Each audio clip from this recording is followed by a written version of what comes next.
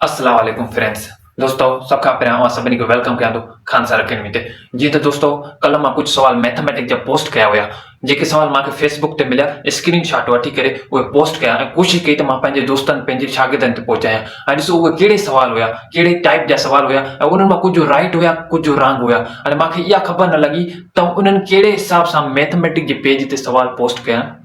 छा समझी करे कया ऐं शागिर्दनि जे माइंड में कहिड़ा आइडियाज़ रॉन्ग ऐं राइट क्रिएट थींदा। ऐं ॾिसो उहे कहिड़े सवाल हुया ऐं मां कोशिशि कई त मां पंहिंजे दोस्तनि खे पोस्ट कयां त इन मां कीअं था सम्झनि ऐं उहे कीअं कमेंट कनि था ऐं उन्हनि छा सम्झो ऐं मां छा सम्झो ऐं बाद में मां जेको अॼु डिस्कस कंदुसि उहा सभी शइ अॼु असां सम्झंदासीं। हाणे ॾिसो कहिड़ा सवाल हुया। हाणे हिननि मां कुझु राइट आहिनि, कुझु रॉन्ग आहिनि।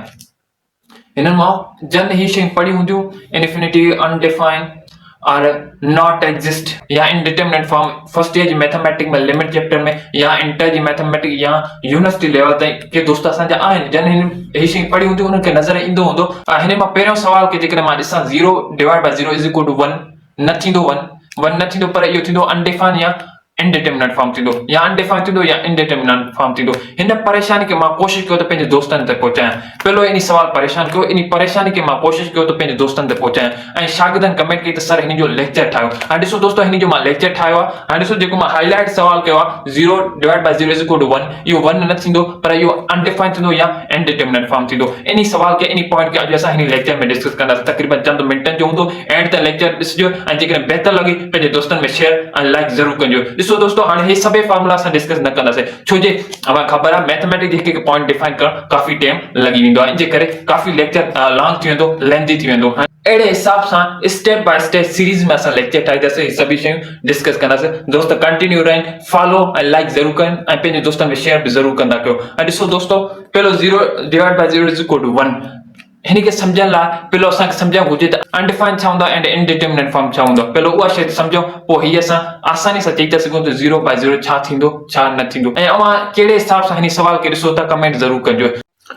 हाणे हिन खे सम्झण लाइ 0 divide by 0 is equal to 1 पहिलो असांखे इहो सम्झणु घुरिजे त अनडिफाइंड छा हूंदो आहे, इनडिटरमिनेट फॉर्म छा हूंदी आहे। हाणे ॾिसो अनडिफाइंड एंड इनडिटरमिनेट फॉर्म। हाणे अनडिफाइंड मतिलबु त रस्तो मुकमल तरह सां बंदि आहे। अनडिफाइंड मतलब तो रस्तो मुकम्मल तरह से बंद है, को भी वे ना है, को भी तरीको ना है बाहर निकलण जो। हाणे इनडिटरमिनेट फॉर्म मतलब तो रस्तो बंद है पर हिन में चांसेस आहिनि बाहर निकरण जा, यानी कोई अहिड़ो तरीको आहे जो बाहर निकिरी सघूं था, सही आहे। हाणे ॾिसो अनडिफाइंड मतलब त चवंदो सर अनडिफाइंड मतलब 1/0 अनडिफाइंड आहे। हाणे को भी हिन जो आंसर ना आहे, यानी 1/0 अनडिफाइंड आहे। अनडिफाइंड यानी को भी रस्तो ना वे ना बाहर निकरण जो, उहो असां सम्झी वियासीं न। हाणे यानी 1/0 छा आहे, अनडिफाइंड आहे। असांजी परेशानी काथे वधंदी आहे, जॾहिं असांजी ही फॉर्म ईंदी आहे 0 डिवाइड बाय 0, जेको हाणे मूंखे सम्झ में न आयो त हिन जेके फेसबुक ते ही जेके मां सवाल स्क्रीनशॉट वरिता त उन्हनि कहिड़े हिसाब सां हिननि 1 लिखियो आहे, इहो मूंखे सम्झ में न आयो। त मां कोशिशि कई त ही परेशानी अव्हां ताईं पहुचायां, पर इहो हिननि जो रॉन्ग आंसर आहे जेको हिननि 1 लिखियो आहे। हाणे ॾिसो दोस्तों 0 डिवाइड बाय 0, हाणे 0 exact 0 divide by 0 exact 0 divide by 0 undefined हूंदो आहे। ऐं कुझु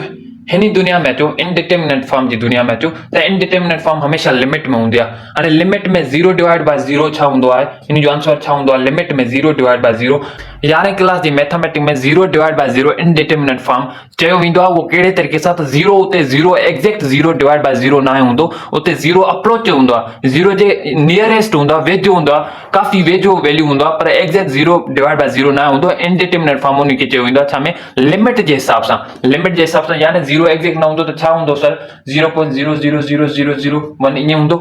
ईअं हूंदो। अपान में भी 0.0000001 हूंदो, पर एग्ज़ैक्ट न हूंदो। पर हिन अहिड़े हिसाब सां त नियरेस्ट आहे, लिमिट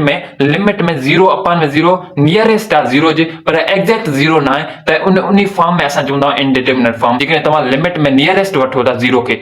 खे नियरेस्ट वठो था 0.0001 अपान में 0.0001, उनखे जेकॾहिं नियरेस्ट वठो था उन हिसाब सां तव्हां इनडिटरमिनेट फॉर्म चई था सघो, राइट। ऐं जेकॾहिं एग्ज़ैक्ट वठो था 0 बाय 0, उनखे अनडिफाइंड चवंदा। चवंदो सर असांखे कीअं ख़बर लॻे त 0 बाय 0 अॻियां जेकॾहिं सवाल अची वञे 0 बाय 0 असांजे हिसाब सां कहिड़े हिसाब सां अनडिफाइंड थींदो या इनडिटरमिनेट फॉर्म थींदो। अनडिफाइंड जेकॾहिं एग्ज़ैक्ट आहे 0 डिवाइड बाय 0 एग्ज़ैक्ट तव्हांखे मिलियल आहे त अनडिफाइंड आहे। एग्ज़ैक्ट न हूंदो, नियरेस्ट वैल्यू हूंदो आहे 0 अपान में 0 नियरेस्ट वैल्यू हूंदो आहे। जेकॾहिं असां हिते 0 बाय 0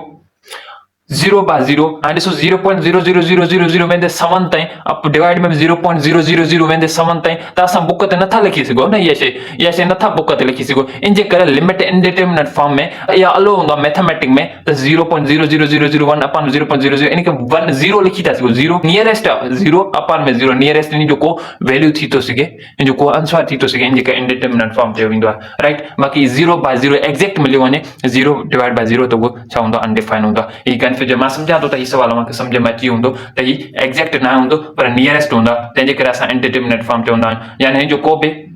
इन में चांसेस आहिनि बाहर निकरण जा यानी इनडिटरमिनेट फॉर्म में चांसेस आहिनि रस्तो बंद आहे पर को तरीक़ो आहे बाहर निकरण जो यानी को हिन जो आंसर थींदो पर हिते मुकम्मल तरह सां रस्तो बंद आहे यानी मुकम्मल तरह सां हिन जो को भी आंसर न थींदो 1/0 अनडिफाइंड आहे सही आहे जेकॾहिं 0 एग्जैक्ट डिवाइड बाय 0 एग्जैक्ट आहे त पोइ अनडिफाइंड आहे जेकॾहिं 0/0 अप्रोचेस वैल्यू आहे लिमिट जे हिसाब सां अप्रोचेस वैल्यू आहे त उहो इनडिटरमिनेट आहे रस्तो बंद आहे पर यानी हिन जो सॉल्यूशन न आहे नज़र अचे तो हिन जो सॉल्यूशन न आहे पर को तरीक़ो आहे हिन खे सॉल्व करण जो ऐं ॾिठा हूंदा सॉल्यूशन कुझु अहिड़ा हूंदा आहिनि त लिमिट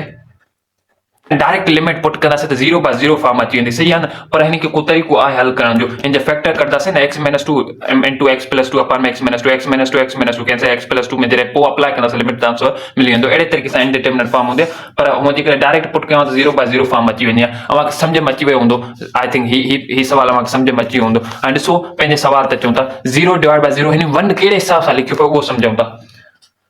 आए रंग ही रंग आए रंग आंसर रंग मांखे समझ में ना आयो पर हिन केड़े हिसाब से पोस्ट कई इन सवालन जी तो मां कोशिश कई थी पंहिंजे दोस्तन ने मोकलां तो उन जे हिसाब से यानी उन जे माइंड में केड़ा आइडियाज क्रिएट थियन था ॾिसो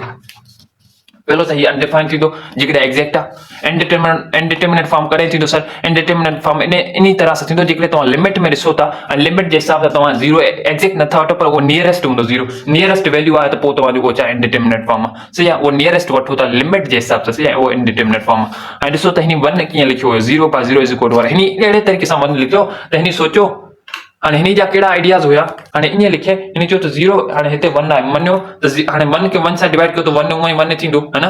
असां खबर आहे त हाणे हिन BCM कई बाय क्रॉस मल्टीप्लिकेशन हाणे 0 × 1 इज इक्वल टू वरी हेॾे बि 1 × 0 हाणे ॾिसो 0 × 1 त 0 थींदो इज इक्वल टू 0 यानी ही कंडीशन होल्ड करे तो ये कंडीशन होल्ड करे तो यानी 0 डिवाइड बाय 0 सेटिस्फाई करे तो 0 जेकॾहिं बराबर आहे 0 जे सेटिस्फाई थे तो इन जो मतलब तो 0/0 इज इक्वल टू 1 एड़े हिसाब से 1 करे लिखियो हुयो इन हिसाब से छो जे ही छा तो करे ही कंडीशन सेटिस्फाई करे तो पर मांखे हिकड़ी गाल बुधायो त हिन 0/0 इज इक्वल टू 1 ठीक है हिन जेकॾहिं इन लिखियो कंडीशन सेटिस्फाई करे तो त भला मां हिते 2 जा मां कोशिश कयां हिते 2 जा जेकॾहिं मां हिते 2 जा त हिते 2 मल्टीप्लाई कया 0 सां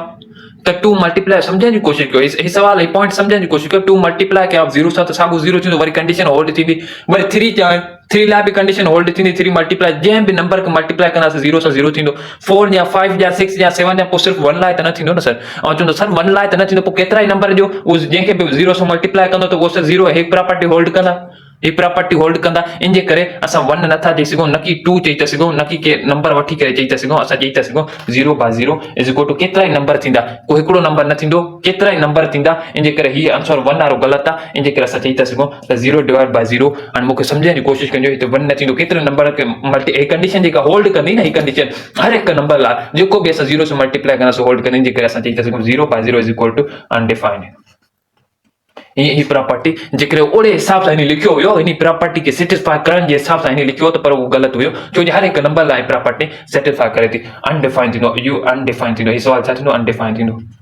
समझ में आयो इन जे करे त ही सवाल उन जो गलत हुयो हाणे असांजो आंसर छा लिखतो अनडिफाइंड थींदो आयो मां समझा तो मां समझ में अची हूंदो सवाल ऐं जेकॾहिं हिकिड़ी पॉइंट भी बेहतर लगी मुंहिंजे पंहिंजे दोस्तनि में शेयर लाइक जरूर कजो छो जे दोस्तो ही हिकिड़ी पॉइंट मां डिस्कस कई इन को बाद में 1 by 1 step by step lecture मां ठाही अपलोड कंदुसि हिकिड़ी पॉइंट भी बेहतर लगी मुंहिंजे पंहिंजे दोस्तनि में शेयर लाइक जरूर कजो थैंक यू फ्रेंड्स